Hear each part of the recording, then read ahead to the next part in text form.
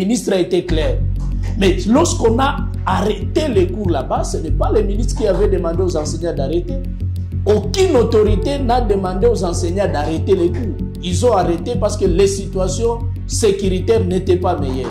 Et s'ils jugent bien que ces situations sont déjà améliorées, comme ils avaient arrêté, eux-mêmes ils retourneront encore à l'école. Nous ne voulons pas avoir une partie de la République qui sera sous domination des autres.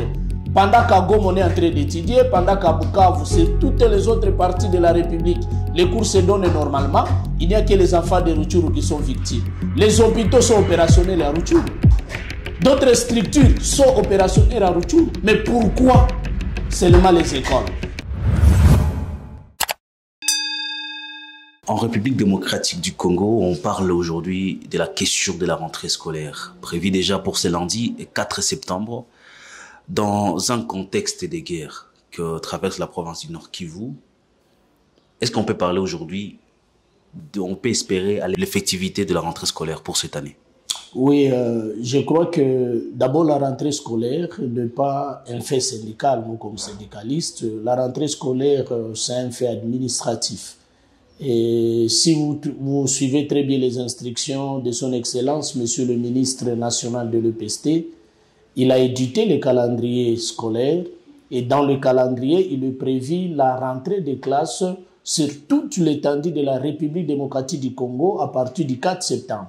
Et donc, nous comme enseignants et respectueux des instructions, nous pensons que les 4 n'étant pas un fait syndical, la rentrée scolaire aura bel et bien lieu, à moins qu'il y ait d'autres contraintes qui peuvent remettre en cause cette rentrée scolaire. Mais jusque-là, comme il n'y a pas encore une assemblée générale des enseignants pourra décider, l'intersyndical des enseignants du Nord Kivu ne s'est pas encore réuni. Et donc, jusqu'à preuve du contraire, je ne vois pas ce qui serait blocage pour la rentrée scolaire ou la rentrée des classes, parce qu'il faudra qu'il y ait une réunion de l'intersyndicale des enseignants du Nord Kivu.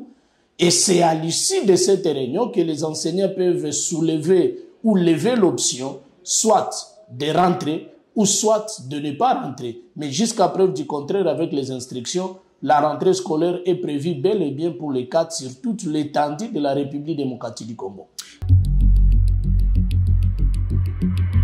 Vous l'avez compris, dans cet entretien, nous serons donc avec Patient Rafik. Il maîtrise le secteur de l'éducation et il est membre du CINEP.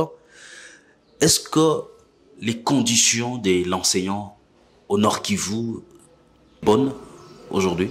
Je ne saurais pas dire que les conditions de l'enseignant au Nord Kivu sont bonnes, parce que les conditions de l'enseignant en République démocratique du Congo restent toujours à désirer.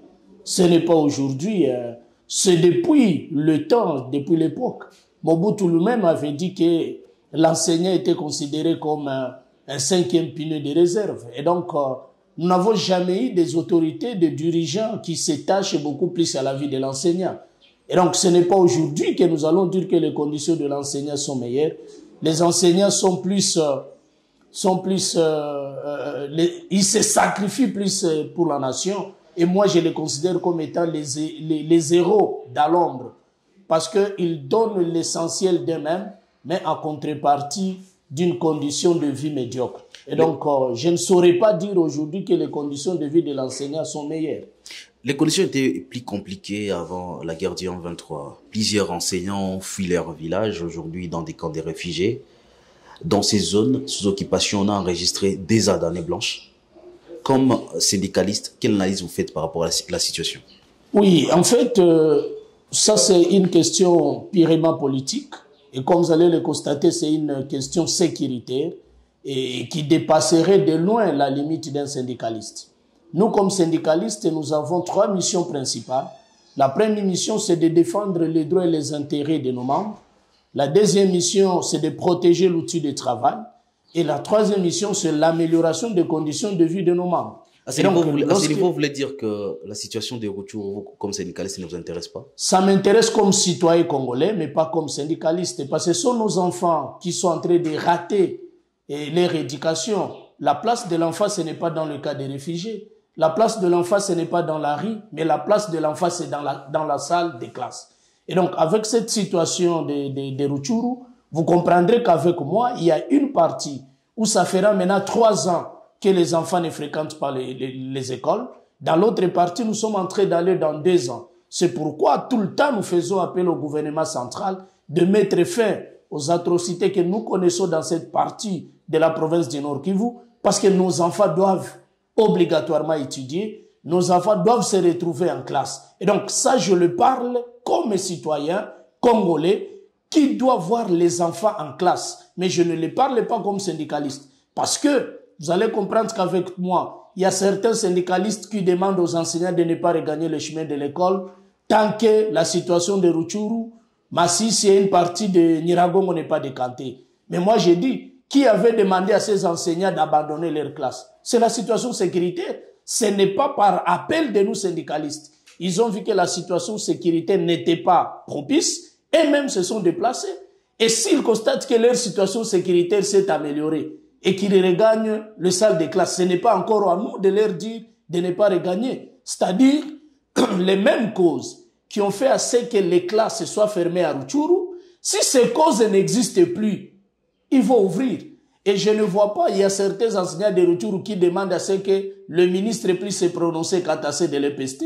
Je ne vois pas le ministre se prononcer dans cette affaire. Pourquoi? Lui, en signant l'arrêté, il a dit la rentrée des classes, c'est sur toute l'étendue de la République démocratique du Congo. Et si nous estimons que Rutshuru n'est pas sous l'étendue de la République, eh bien, nous attendrons une autre décision du ministre. Mais je crois que le ministre a été clair. Mais lorsqu'on a arrêté les cours là-bas, ce n'est pas le ministre qui avait demandé aux enseignants d'arrêter. Aucune autorité n'a demandé aux enseignants d'arrêter les cours. Ils ont arrêté parce que les situations sécuritaires n'étaient pas meilleures. Et s'ils jugent bien que ces situations sont déjà améliorées, comme ils avaient arrêté, eux-mêmes ils retourneront encore à l'école. Et donc, nous sommes là pour appeler le gouvernement à stabiliser, à intervenir pour que nos enfants puissent étudier. Il est anormal 3 ans déjà, 3 ans durant, que les enfants ne fréquentent pas les écoles. Et donc, nous ne voulons pas avoir une partie de la République qui sera sous domination des autres. Pendant qu'à Goma, on est en train d'étudier, pendant qu'à Bukavu, c'est toutes les autres parties de la République, les cours se donnent normalement, il n'y a que les enfants de Rutshuru qui sont victimes. Les hôpitaux sont opérationnels à Rutshuru. D'autres structures sont opérationnelles à Rutshuru. Mais pourquoi seulement les écoles? Le ministre de l'EPST qui appelle à la rentrée scolaire pour ces 4, pendant qu'il y a des années blanches dans les territoires de Rutshuru, pour certains, un manque de solidarité nationale. Quel commentaire vous faites? Manque de solidarité nationale, je ne crois pas. Et le ministre a été clair. Il a appelé à la rentrée.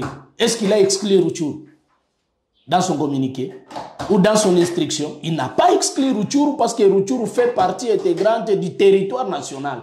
Et lui, comme ministre national, lorsqu'il donne l'instruction, il les donne pour toutes les parties prenantes. C'est-à-dire, je ne vois pas en quoi le ministre devrait se focaliser uniquement pour Rutshuru. Lui, il est le ministre national.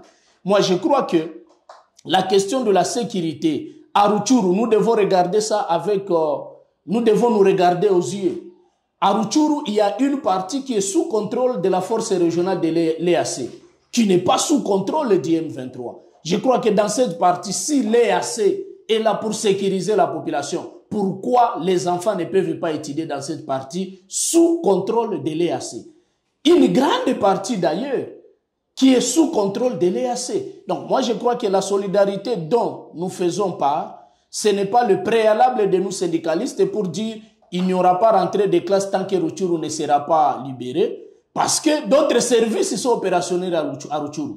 Il n'y a que les enseignants de Rutshuru, la population de Rutshuru, n'est-ce pas ça, qui devrait voir cette situation de scolarisation des enfants et prendre une décision. Et nous sommes là pour les accompagner, nous sommes là pour les appuyer. Parce que, ne vous en faites pas, on peut tout faire, mais on ne peut pas violer les espaces scolaires, même si ce sont des rebelles. Nous avions vécu avec le rassemblement, le RCD ici, pendant que Kinshasa était là, mais l'organisation des épreuves certificatives, l'examen d'État, se faisait toujours par Kinshasa. Sous rébellion RCD, mais les mâles des examens d'État quittaient Kinshasa vers Goma. Tous nous avions vécu parce que l'éducation de l'enfant n'a pas de couleur politique. L'éducation de l'enfant n'a pas de frontières. Et tout le monde doit s'impliquer pour que nos enfants regagnent le chemin de l'école à Rutshuru. C'est pourquoi nous faisons appel au gouvernement de ne pas croiser les bras avant la rentrée des classes, que le gouvernement s'implique, quels que soient les moyens qu'on va utiliser, mais que les enfants de Rutshuru regagnent le chemin de l'école. Nous ne voyons pas le prétexte. Ce n'est pas le système éducatif qui sera pris comme un prétexte, en fait, de contraindre la rébellion de quitter Rutshuru. Pour que la rébellion quitte Rutshuru, il faut la force. Que font nos forces armées? Que font les forces de l'EAC pour déloger ces gens de Rutshuru? Moi, je crois que cette question, comme je venais de le dire, est au-delà même de nos revendications syndicales, mais comme citoyens, ça nous fait mal. La solidarité n'est pas seulement des enseignants, la solidarité devrait être la solidarité de toute la population, pourquoi pas de la RDC, mais également de la province du Nord Kivu. Nous devons nous liguer comme un seul homme afin de libérer Rutshuru. Parce que tant que nous serons en train de voir cette question seulement dans le secteur de l'éducation, je vous dis franchement, nous serons en train d'hypothéquer l'avenir même de la RDC. Parce que ce sont ces enfants qui n'étudient plus, qui risqueront de devenir des bombes pour freiner le développement de la province du Nord Kivu. Nous devons regarder plus loin, ne regardons pas seulement aujourd'hui, mais regardons l'avenir de ces enfants qui risqueraient de mettre en péril le développement de la province du Nord Kivu.